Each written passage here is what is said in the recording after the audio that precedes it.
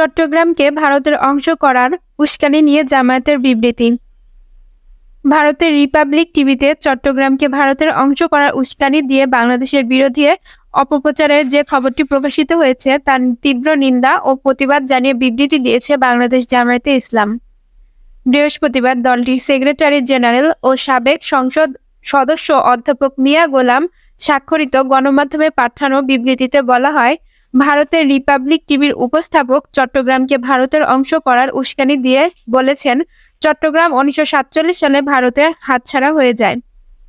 এখন কৌশলগতভাবে চট্টগ্রাম ভারতের অংশ হয়ে গেলে বঙ্গোপসাগর দখল করা যুক্তরাষ্ট্র বা বিশ্বের কোনো পরাশক্তির পক্ষে সম্ভব নয়।